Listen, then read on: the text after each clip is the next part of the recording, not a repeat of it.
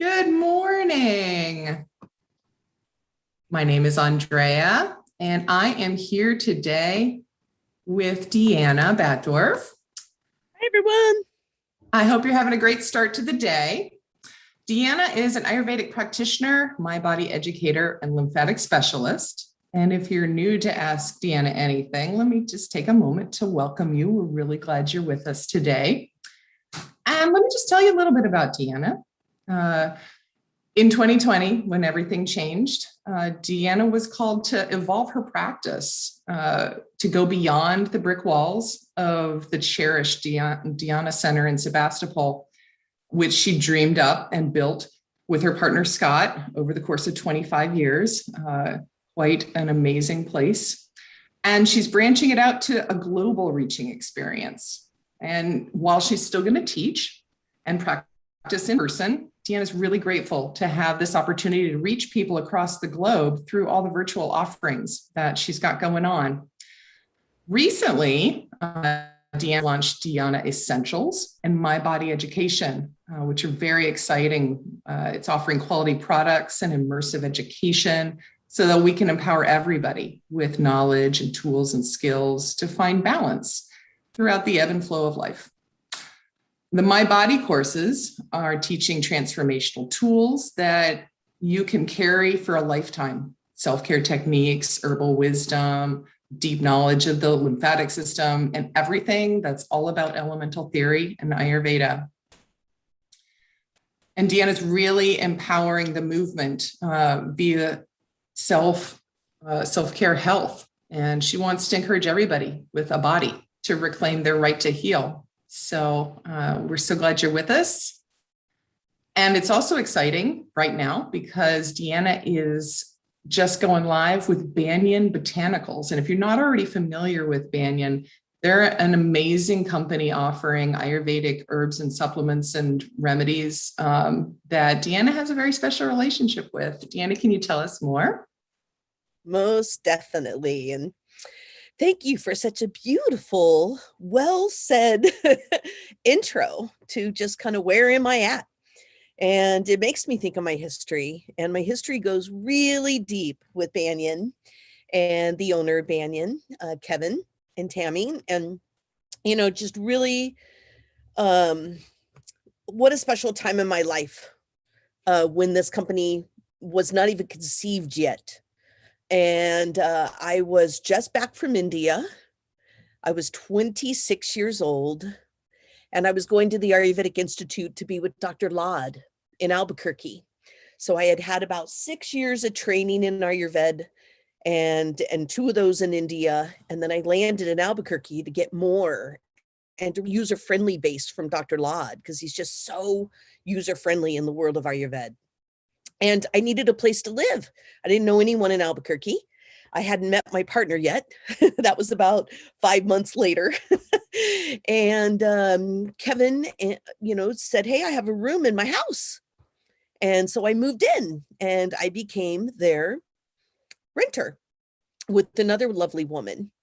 And just had a great time. I knew it was temporary and I would find my spot and develop myself as I was going through school.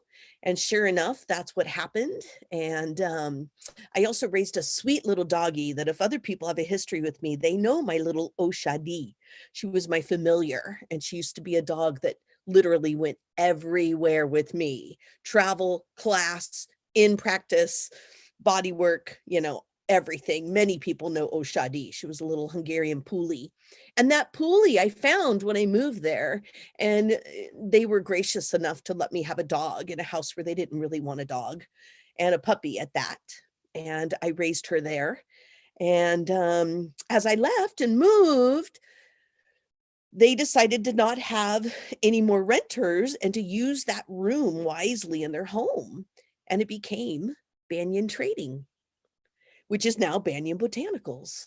So I moved out of their house, and this business, which I have been so honored to watch it grow all these years. I'm 52, so what is that, like 26 years? And I started DeAnna Center just right at the same timeline. I left, found a house, and I set up my business in my home. And DeAnna Center started in my home, and Banyan Trading started in home. And maybe that's a really good part of the story for people, is like, you don't have to have the big grandiose place. You don't have to worry about getting a big lease right now. In fact, I have learned that can be very complicated. It's called the Last DeAnna Center. And it can cost a lot, and make it harder to get your work done. But we both started little, incubation periods and implanting fertile seeds for like what we wanted to offer. And mine was health for the people, and Kevin and Tammy's was like, we got to get really good Ayurvedic high quality herbs on the market, and we got to make sure they're sourced properly and they're not being tampered with, and they're really, high quality and fresh. And I just got to say, like, that has been what Banyan Botanicals has been about from very first day. It literally started from this need to have Ayurvedic herbs available in high quality when we weren't, as practitioners, sure always what we were getting. Or you'd go to use Mahanarayan and it would turn everything pink. You know what I mean? And you'd be like, wait a minute, madder root in Mahanarayan doesn't turn things pink. That's a dye. And then you'd have to know, like, oh, they did what they had to make it, but it's not really in the quality we want. And that's what Banyan Botanicals has achieved and continues to offer. And now they even grow locally, and they have farms they outsource. And it has just really kept India and Ayurvedic herbs alive, and allowing us to have trust and security around using them and making sure that they're, holding the chemistry of what we expect from a plant therapeutic. It's just been so powerful to watch them grow.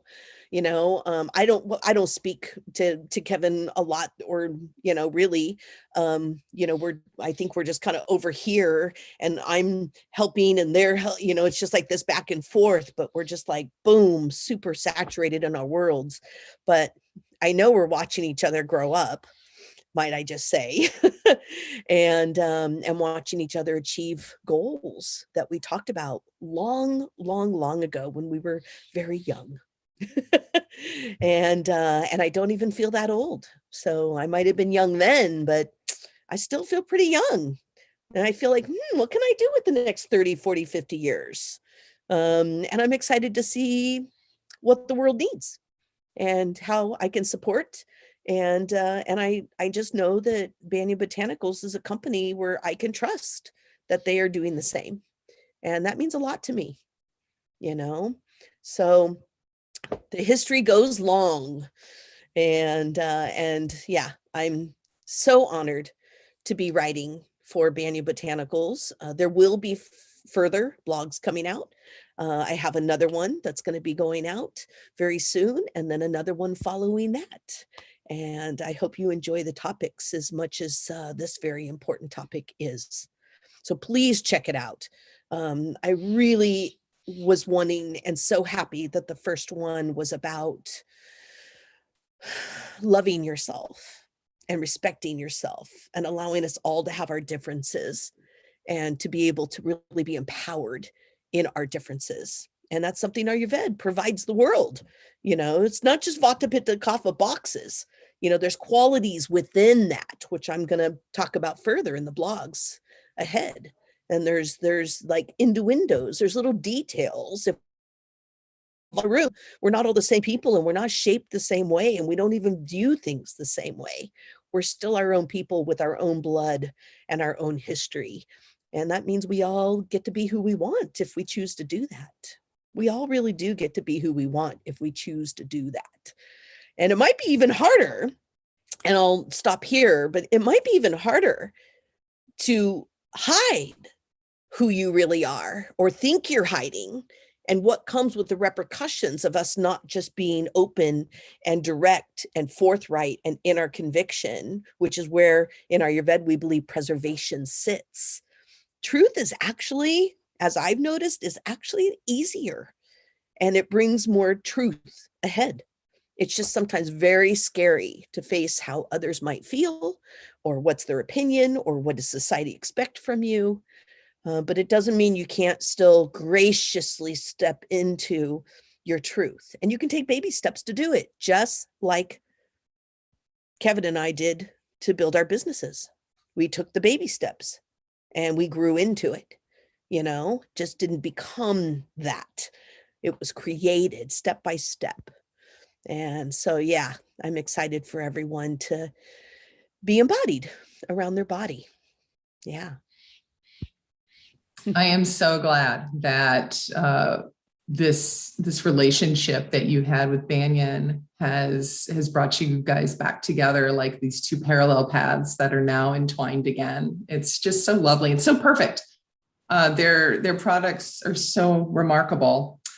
And it's also really exciting that we have the ability to offer our followers a 10% discount on their website. We'll have a special link for that. So if you're interested in stocking up on their remarkable products,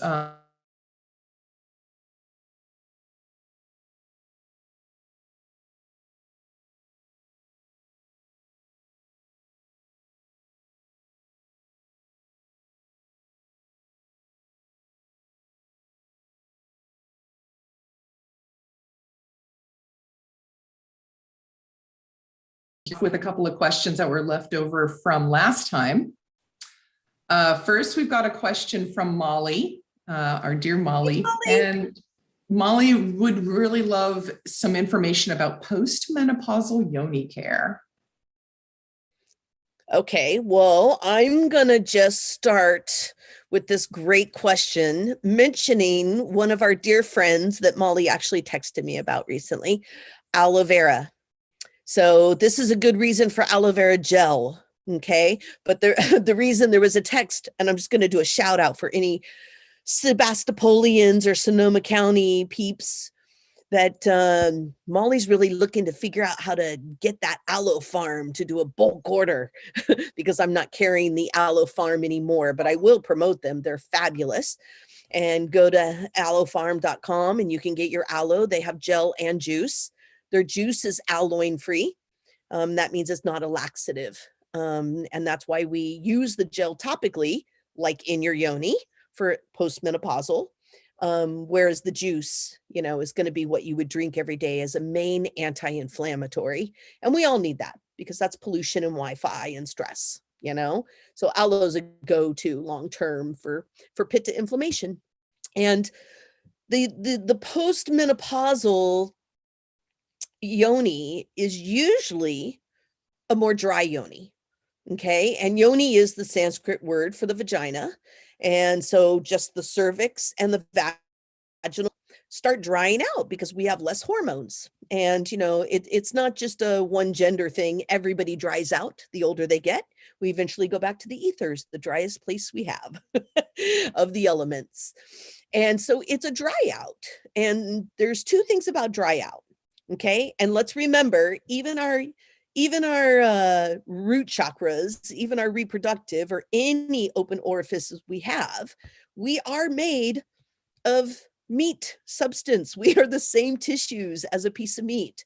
So I just want to give us this beautiful visual. You are a piece of meat. And with that, what happens if you dry out a piece of meat, like when you age it? Okay. It becomes hard where you could actually even slice it, and so when things go dry, they tighten up and they dry out. And what happens is that makes a very small channel and it makes a very tight channel. And then the drier it gets, the more tight and the more dry. Now you know how juicy your hormones are and why those hormones were such a value for so long, keeping us, plump. And when that dries out, it makes a small channel. It can also make where the cervix that's in the vagina at the top, it can make it where it really tightens up or even starts matting to the bones or to the pubis. And so things get just, really stuck in there. So you can lube it up.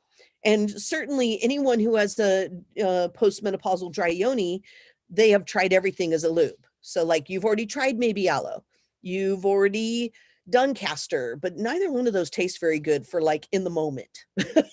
Those are like, you're going to have to lube yourself with whatever's lovely, like some honey is a great lube and it tastes really good too.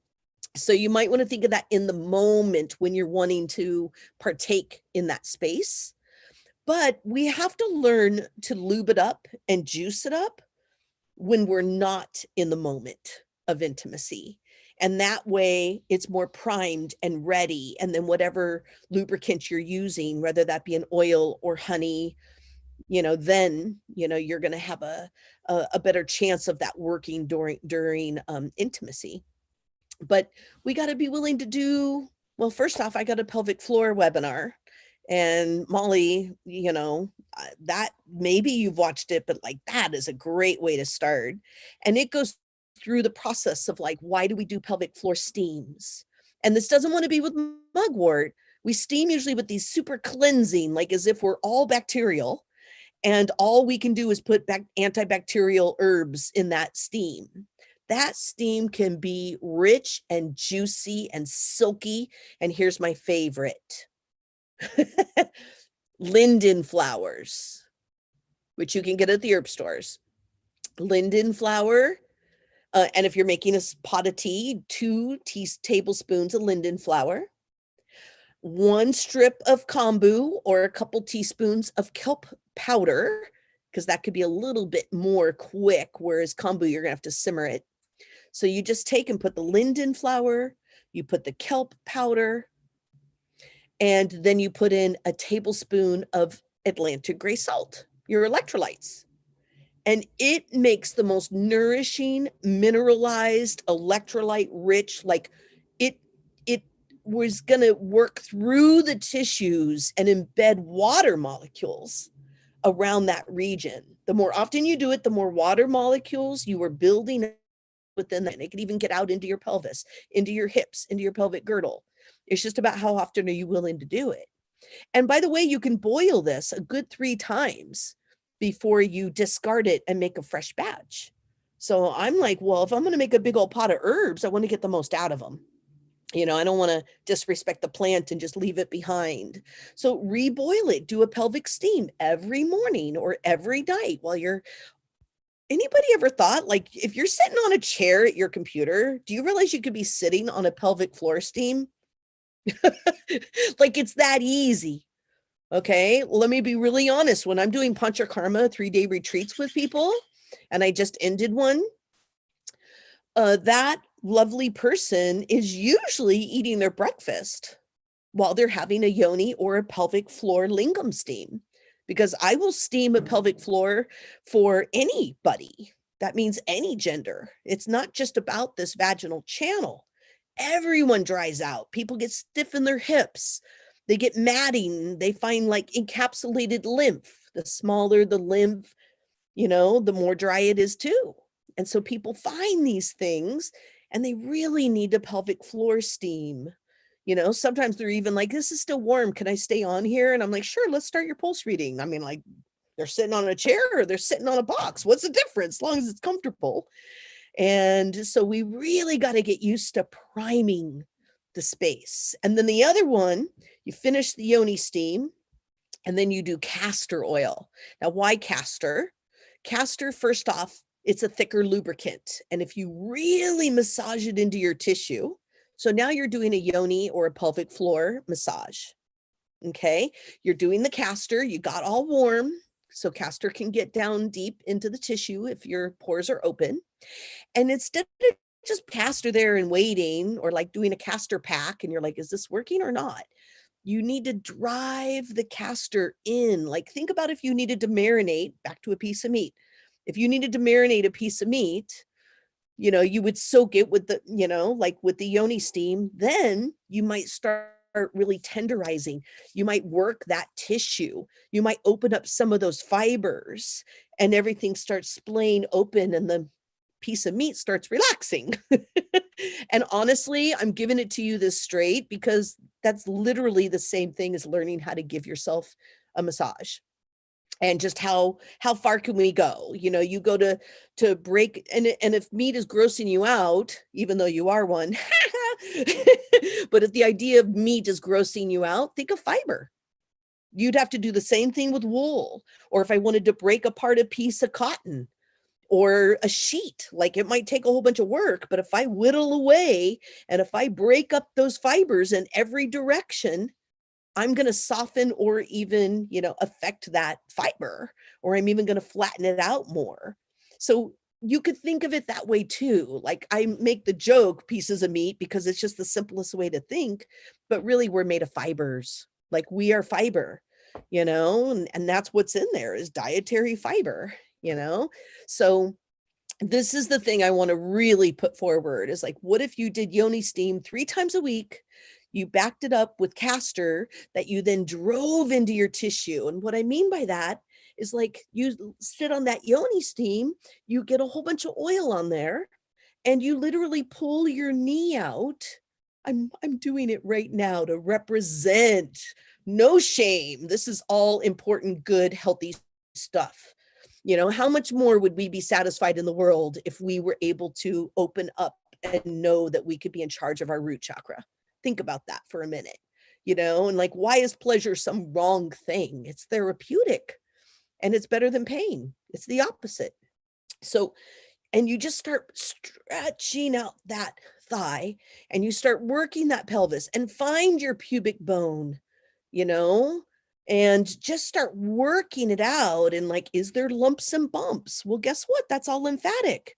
That is all clogged up and it needs to flow. The river of life needs to flow in there. And then you could get like a little wand, you know, any crystal shop, or like just go out in nature, find a nice round, not gonna cut you. Feels like it would fit inside of you. If you have a yoni, you know, it feels like it would fit inside you and you could hold on to it and you can learn where your cervix is. You're like, oh, there it is. There it is. And then you can work up around it and you just do a really soft, gentle stretching and you just stretch it one direction and stretch it over. And you are just tenderizing that tissue and you're keeping yourself open and you're building juice factor. So just because you don't have hormones to do it for you doesn't mean that we don't have anti-aging things that we can do for skin that is drying up and tightening up.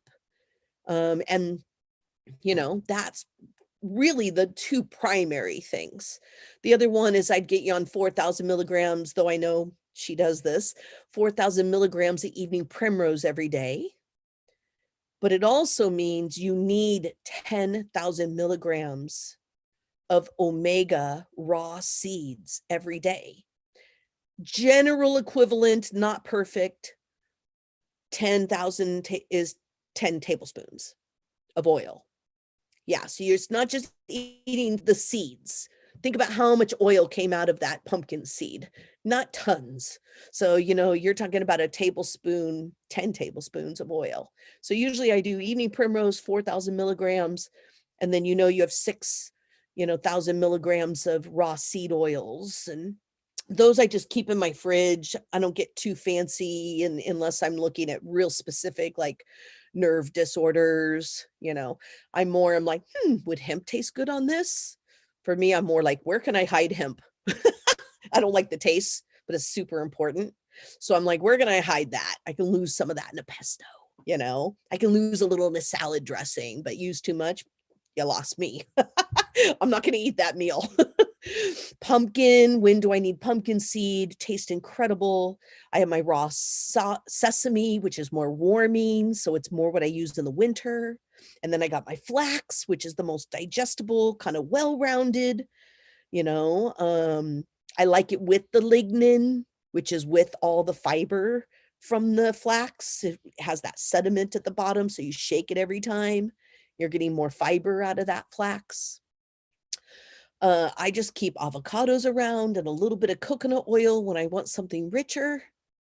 And I love borage, you know, so I'm just keep them and I go by flavor and I just make sure that I'm like, oh, I can lose that many tablespoons in a day, easy.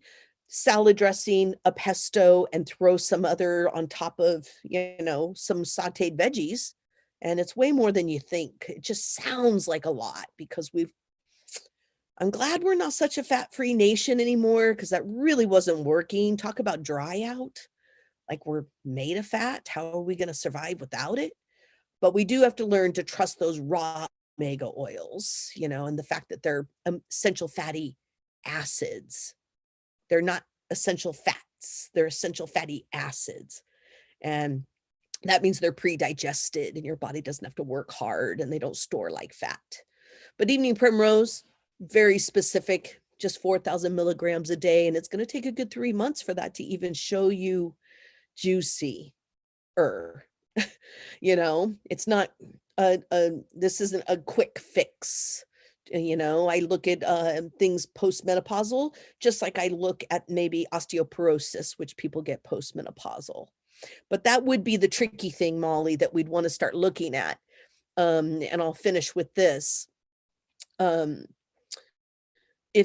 the yoni is drying out, and we are made of tissues, and the lymph and the blood and the muscle and the skin has shown that is drying out to the point of changing, dry out of the yoni, that means the bones are next. And so that would probably be a whole nother thing. If I was being smart practitioner for you, I'd be like, whoa, if you're dry, we can keep this juicy and open, but the bones are next, because each tissue feeds each other: lymph, blood, muscle, skin, bones, nerves, reproductive. And then the nerves, would be there too. So the Trina building blocks for bones are the same thing we would use to juice up, our tissue fiber. So that would be hyaluronic acid, collagen,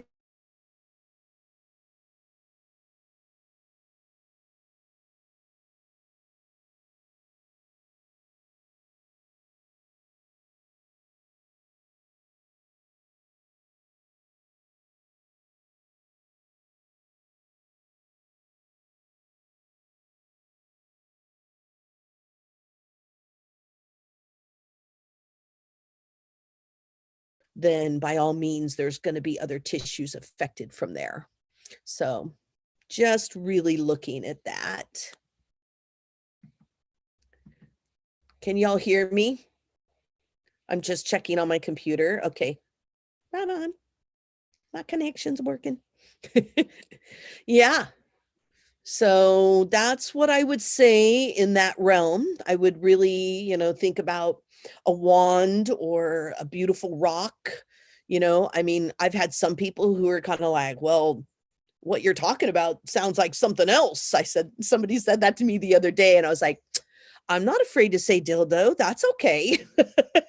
You could lube that up too, and you could use it to kind of work the lining of your vaginal wall, and I'm one of those, like, whatever you got that's going to work, feel free to use it. But it's really, and your fingers could work too. You may not need a tool at all, so, but you have the right to go in there, juice it up, stretch it out, make some room. And you're probably going to have to do something daily. And the other thing is, some people do castor implants. So they'll actually put in a little syringe, no needle, fill it with castor, and then you put that into the vagina, you insert it, and then you do inversion poses, like get your butt up on the wall and do some psoas, moving your legs out, release, and you just soak the vaginal pan by having that gravity, have it just sit until you absorb it. And that's a really good position to do the massage in too, because you can actually stretch a little and you get to work your core while you're doing it. So you could do some abdominal core work while you stretch and massage, and then breathe again and relax, and then go down and work, stretch, work your core, breathe and relax. Pretty cool stuff. I think it's just us giving ourselves permission to do it.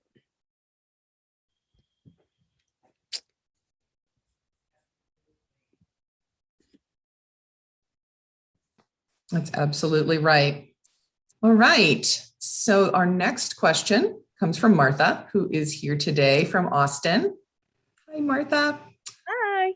And she asks about insights on dealing with parasites and getting rid of them.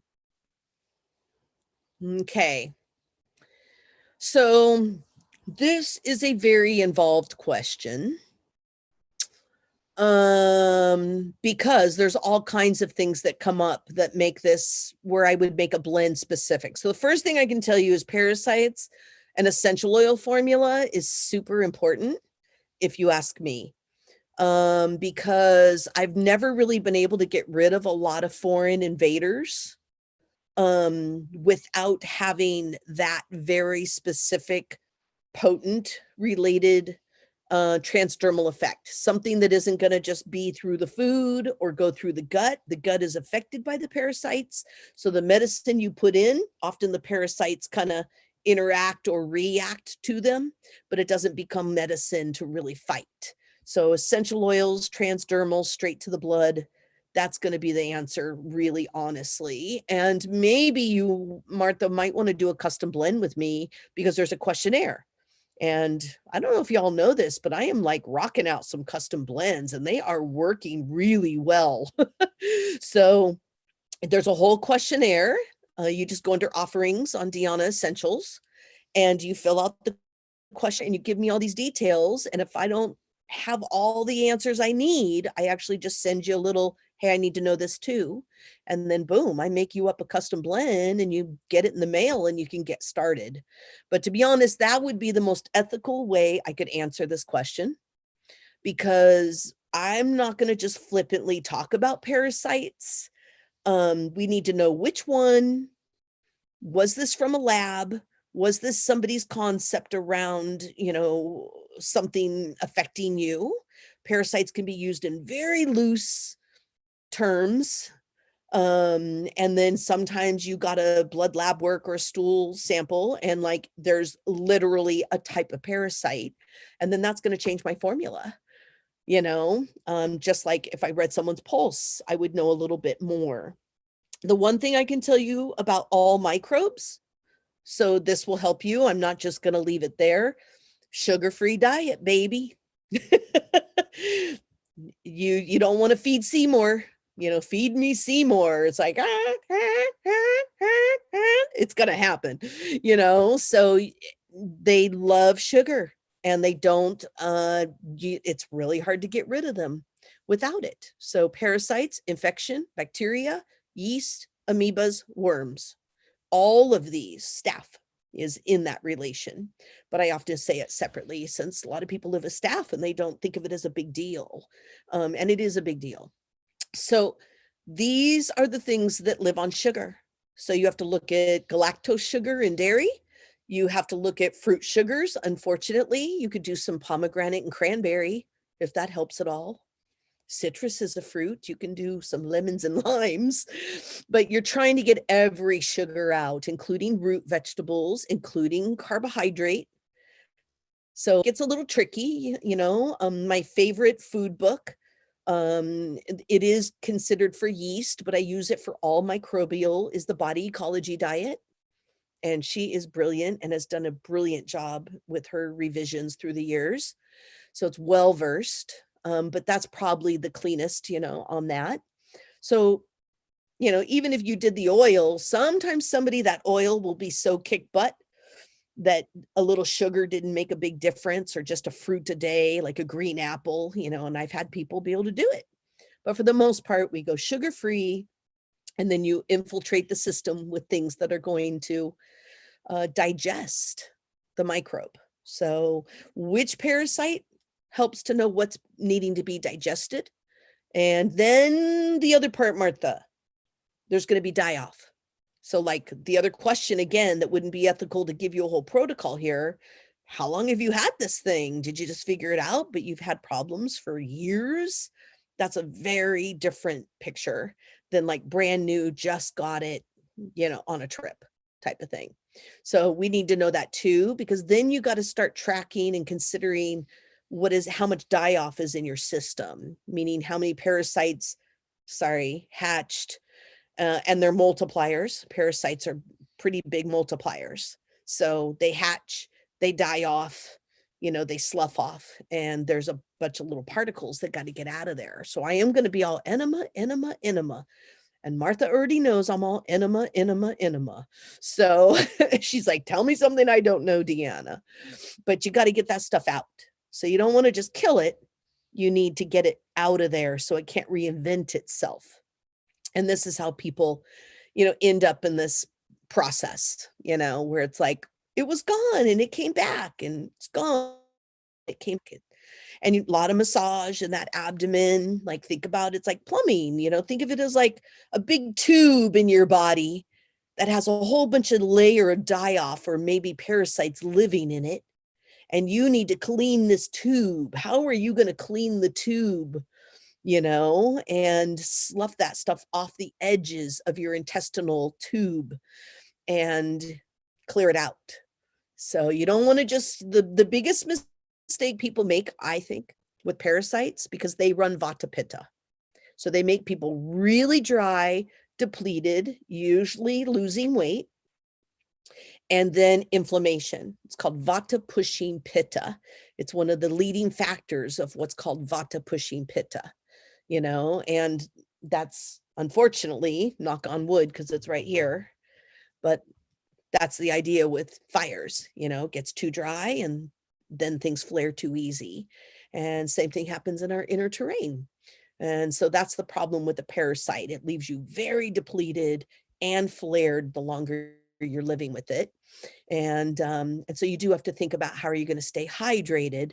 And most parasite formulas I look at on the market, because I go and look at everything and check my labels, so I know what's going on, and they're so strip you out dry. They're like uva ursi and black walnut and, artemisia. I'm like, oh my God, this person is going to ruin their kidneys for the sake of trying to get rid of your parasite. So remember that you can clean a pan by nice warm water, so you can put some, warm, and do like a lot of veggie soup, and just like no roots, no sugar, mono veggie broth soup. You would soak the pan, you would put enzymes in the pan, you would put minerals in the pan, and you would inevitably slough the pan, and then you would build up your immunity strong, especially with some seaweed in there. You would build up your immunity really strong, and you would actually fight that parasite yourself. Let's remember, if our immune systems are working, we actually know how to fight these foreign invaders. So we still got to keep that lymph moving for you to be able to really have the immunity resources to help you.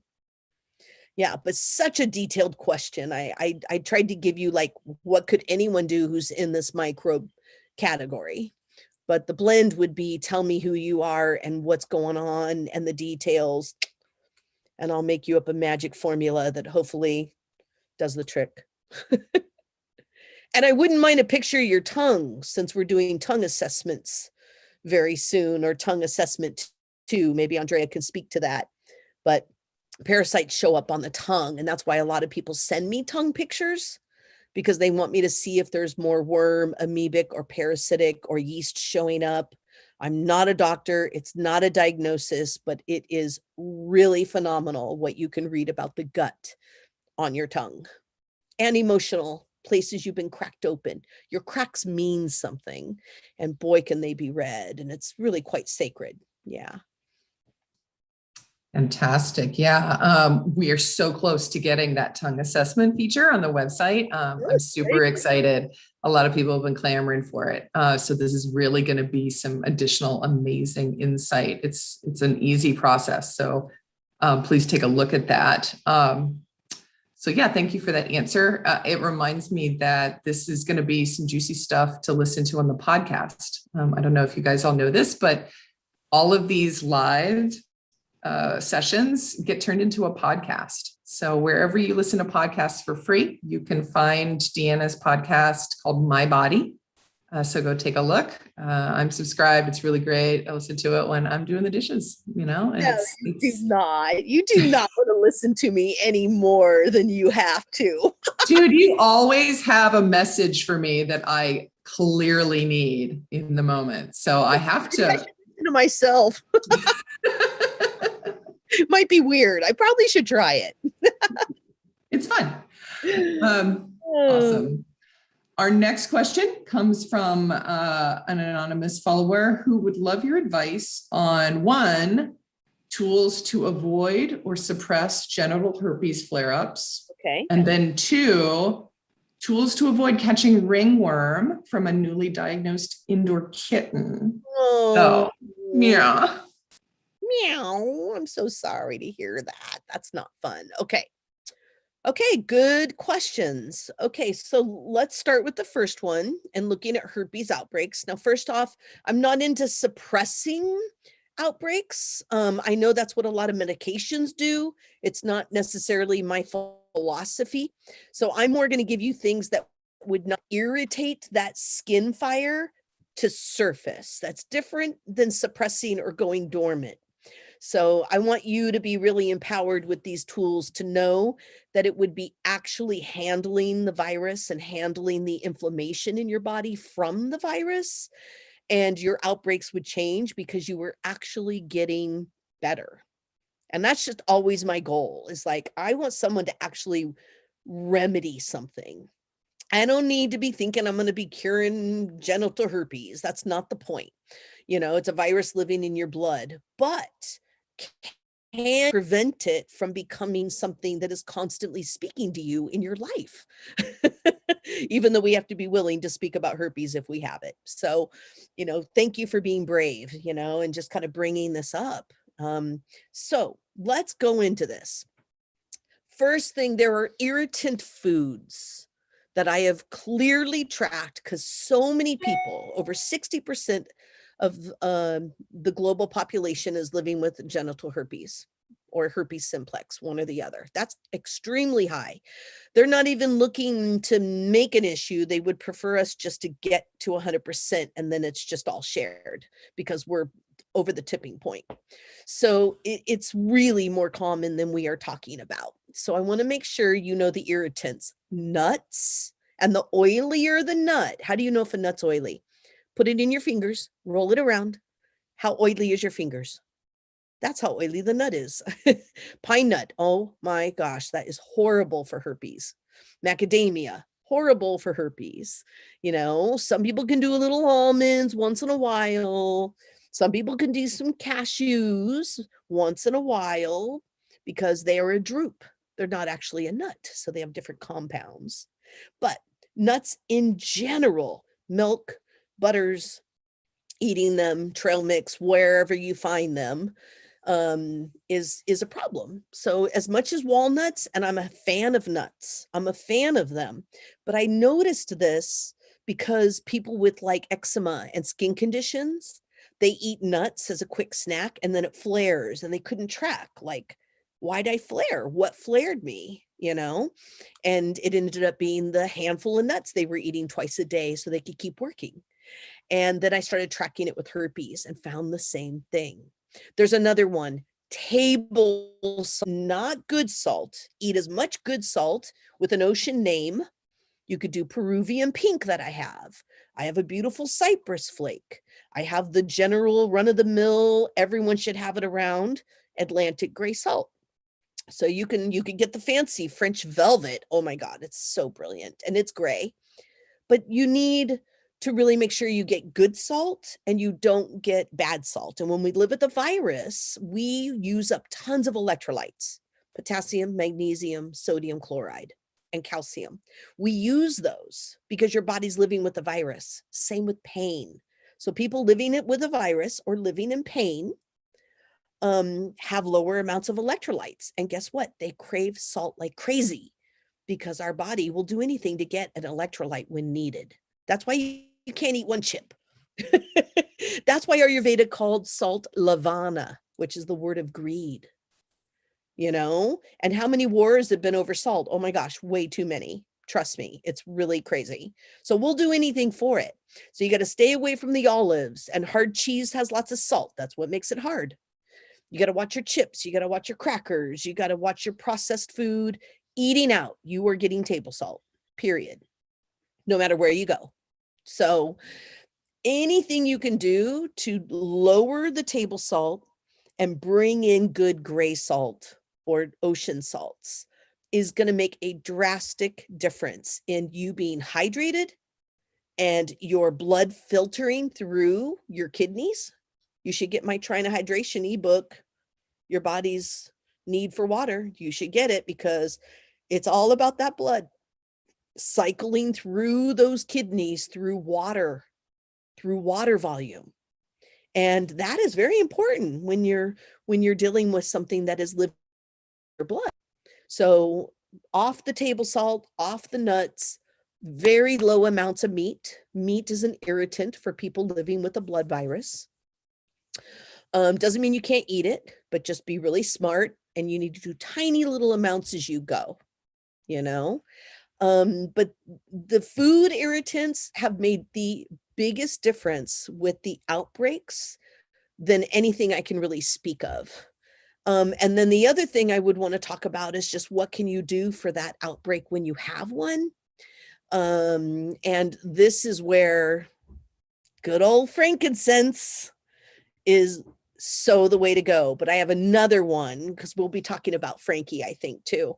But blue cypress or chamomile, all of these are going to be like 2 drops right on the outbreak, like 4 times a day. So don't overuse it or it'll just hit it too hard and you won't have a good reaction. You'll have a little bit more of a like, whoa, little flare, you know, strong medicine, but just 2 drops 4 times a day.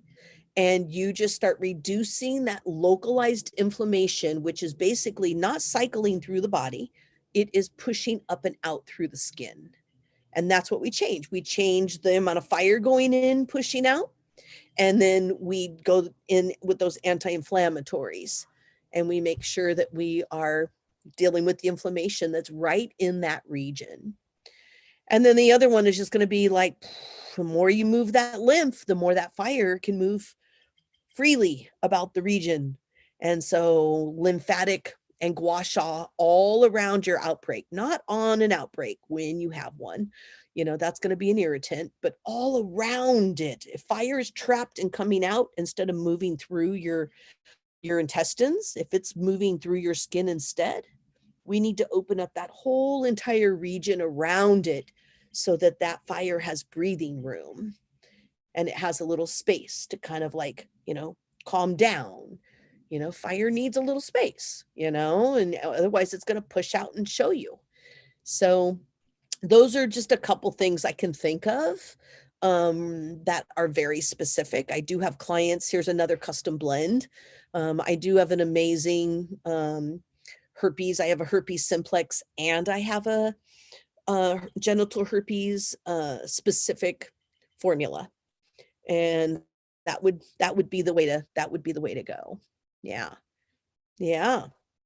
So that's what I would say for now. Another reason to be on a cup of aloe every morning, every night, because you need a hydrating cooling agent that's just really moving through your gut too. So it's not just about what you don't put in. You might need to cool that region down. Now, the next question. Oh, I always have so much to say, and I'm all about complete protocols. That is probably the hardest thing about this, this particular venue. I'm like, I'm giving you great things to start with, but you know I got a whole protocol in me. So you'll just have to want to get more advice from me or maybe even another layer question for later. Keep that in mind, everybody. If I answered your question, but you have a like, what about this of it? Or what about that? We could start kind of taking questions even further, you know? Okay, so the next one is this ringworm. One of my favorite things for tinea, topical fungus, and ringworm, which is not a worm. Ringworm is a fungus. It just looks like a ring, like a wormy ring. And so I have something really basic that has just been the tried and true, and it is from the company Biotic. And it's GSE, grapefruit seed extract. I really have not found anything better. I have made many a custom blends and I have definitely calmed down ringworm. I've even had a few cases where it got caught early and the essential oil rocked it and it was gone. So you don't have ringworm. I would get on GSE and I would keep GSE on your skin, especially if you're interacting with the little kitty, right? So that's the sad part, is you kind of can't play with your kitty a lot unless maybe you put it in a sheet, and you kind of wrap it up and then you get to cuddle with it, but you're going to have to do something where there's less exposure. And that's kind of a sad thing for having a kitty, right? But what I would say is the GSE is also safe topically on animals. And if you went ahead and went to the vet, and if you're treating the ringworm, animal ringworm protocols are about 7 days long. And that means that kitty might be taken care of, you know what I mean, before you really get any of that fungus attached to your skin. So that's kind of, the good news, but you are going to have to think about contact and the kitty regime. And you could put the GSE on a little kitty. I'd probably do like 10 drops of GSE in my hand, and then I just spot use it. It's not transdermal. It's not going into the bloodstream. It's topical, but that stuff totally kills fungus. And it's really good for infection too. I'm pretty blown away. I've been playing with it for some bacteria stuff too, and it's been amazing, like with BV, bacterial vaginosis, because you can swab it right into the yoni. You can put it right on the skin. You can swab it and up into your nose if you have sinus infection. Brilliant stuff. And so that's probably what I would do, since you're on like a little, I'm sure your kitty's on a ringworm protocol. And if it's on a ringworm protocol, you've got a short window here to not get in contact. And I would probably just keep GSE around, and I probably wouldn't worry about essential oil, because it's going to be taken care of probably quickly, is my thought, but it's not always a kitty. I mean, people get ringworm from each other, absolutely. And I'm going to be really honest. It's one of those things where it could take so much essential oil into your system that it dries you out before it ever even really helps you. And so I'm not going to say I have a ringworm formula. Yeah. It's like, no, it dries them out. It doesn't take care of it. It keeps spreading. They end up having to get on the topical medication. You know what I mean? And there is a topical medication that works for it. My topical medication is GSE. And I wish somebody was here that we could talk to. Maybe we could even contact her, Andrea, and do a little tag, because she's a fabulous Ayurvedic practitioner in Oregon, but I don't have permission to say her name. But she was telling me about this amazing Chinese cream that she was able to get that has been rocking people's ringworm. And so she wanted me to know about it, but I can't remember it. We'll talk about it later, and we'll see if we can't give a little plug for her and that cream. But she is seeing great success. And I've heard a lot about this Chinese cream for ringworm that people have had a lot of success with, but I haven't looked into it. So we'll track it down a little bit more. That's always fun. Yeah. All right. So we've just got a little bit of time left, and I want to get to this final question. This question comes to us from Sean, who's here with us today. And Sean was wondering your take on the different varieties of frankincense. Speaking of frankincense, Carteri, Sacra, Serrata, are there certain ones better for certain uses according to Ayurveda? Yeah, well, I keep the karate around. That's the one that I sell out of an organic farm in Somalia, and I love it. And the reason I keep that one around is because it has a higher terpene, like immune relation, higher terpene immunity.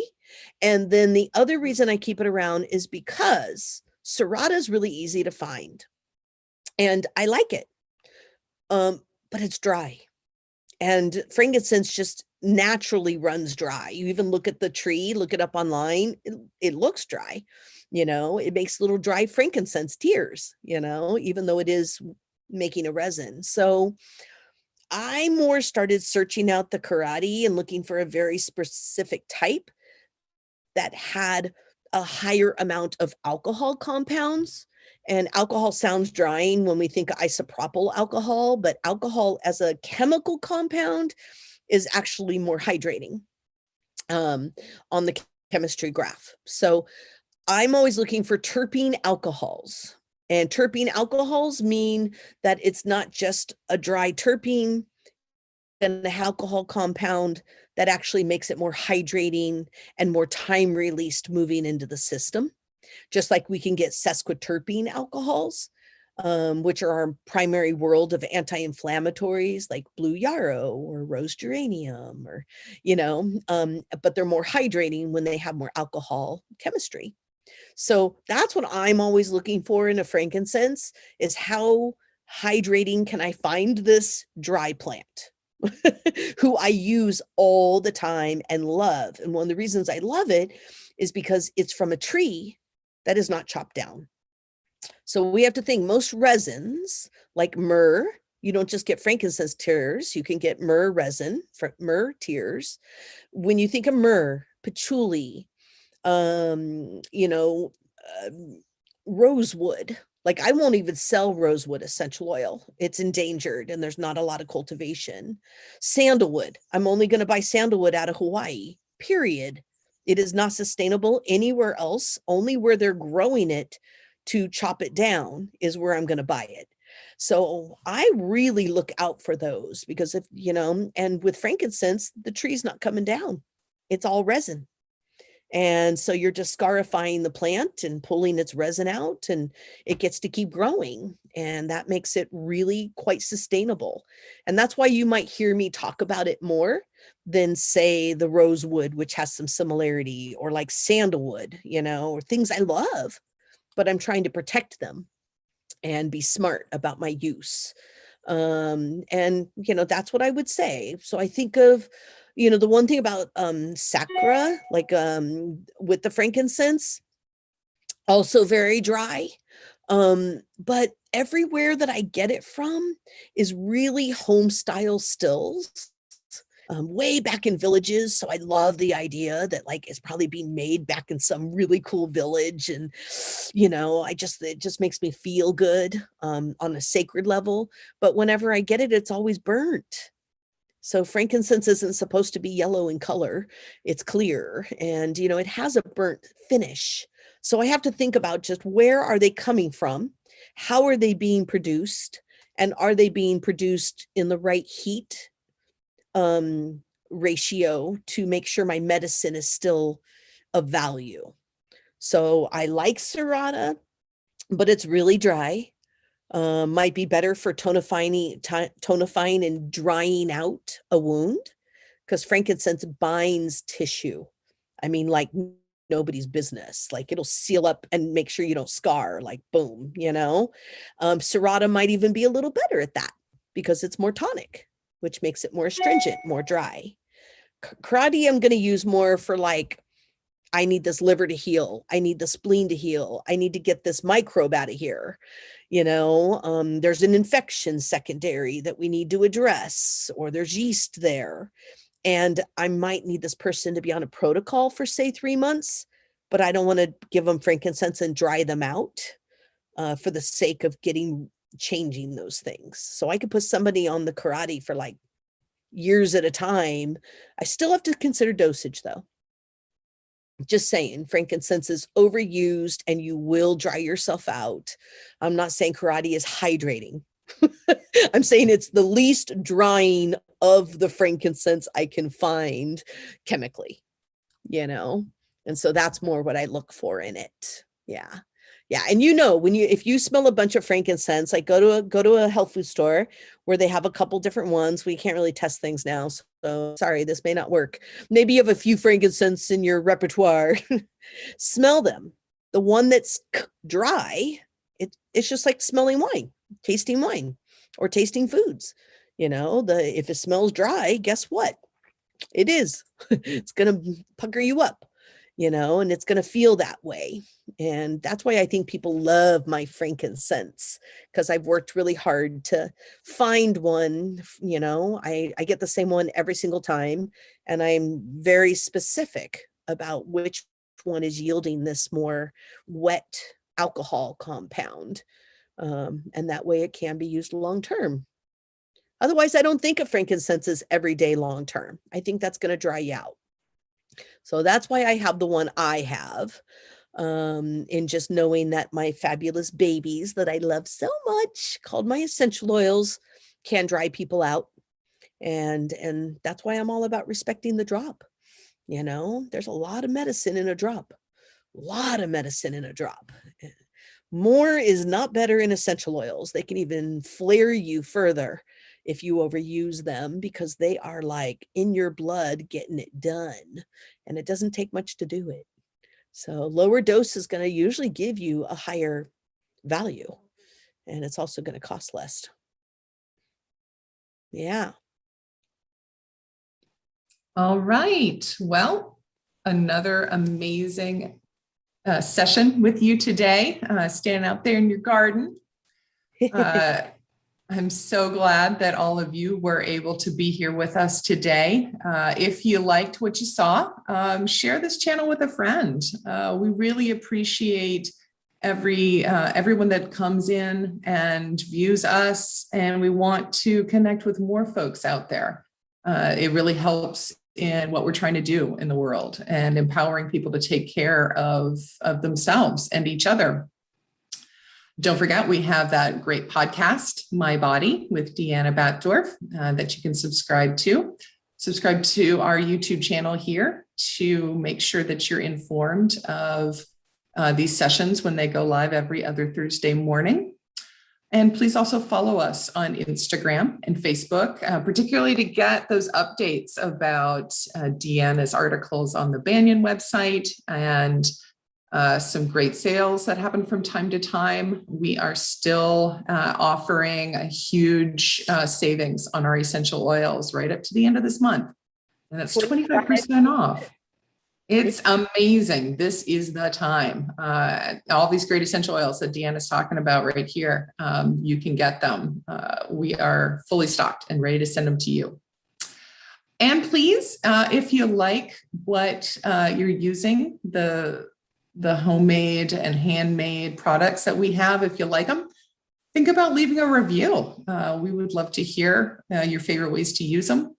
Review us on Google or directly on our website, or you can give a little review, a little write-up or a rating on Apple Podcast or wherever you happen to listen. So we'd love to hear from you. What I would love is if everybody would look at the new website, because it is so brilliant and it is just streamlined and everything is easy to find and there's all kinds of information on there. But like, I'm hoping you're going to go to the new website and you're going to be so happy that we put all this time in and made this easy and have things available that then you review, Mm-hmm. or check out all the podcasts and then give me a review. But I could use that and would love that, but I would love it to be from like your heart and from your experience, and I'm just excited to be on this journey with everyone. I love giving advice. I love what I do, and may everyone here love what they do. And if you don't, it's okay to look at that and see what could change. It doesn't have to be tomorrow, but it's okay to look at whatever it's going to take for you to get to your authentic self and your truth and your bigger piece of happiness, and everyone has a right to do that, So yeah, may everyone have a beautiful day. And Edible Ayurveda starts October. So join Mary Sheila and I and come on a journey with us through the world of food and the body, because we do so much learning about the body there. So hopefully you'll join me. That's my next class coming up. All right. Take good care, everyone. Hariom.